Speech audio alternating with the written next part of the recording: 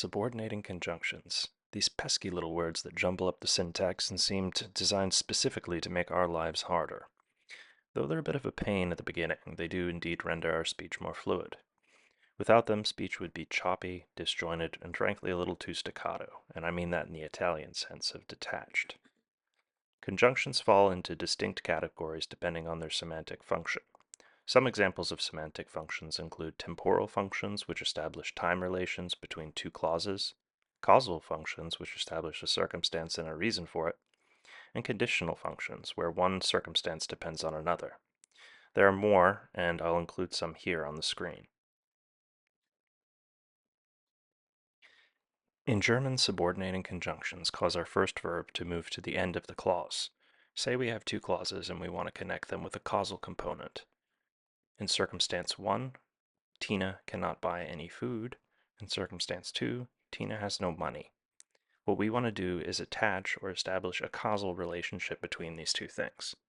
Thankfully, we have words whose function is entirely that. In this case, in order to connect these two ideas, we'll be using the word because. So we get Tina cannot buy any food because she has no money. Let's take our exact same sentence and translate it into German. That'll give us Tina kann kein Essen kaufen, weil sie kein Geld hat.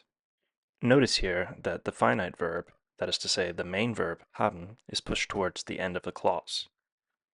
Okay, so what happens if we have a clause in the perfect, which then utilizes a past participle and an auxiliary or helping verb? In that case, the verbs will stack up something like this. Ich esse keine Schwammerl, weil sie mir einfach nie geschmeckt haben. Here the helping verb is placed last and the past participle in penultimate position. Another thing to note about subordinating conjunctions is that they also invoke the V2 or verb second rule. So if one introduces a sentence with a dependent clause, the finite verb, the one that is conjugated in the main clause, will follow immediately after and before its subject. Let's take a look at the following example. Dass mich nicht mag, wusste ich schon lange. In this example, it's best to think of the dependent clause as an element in itself.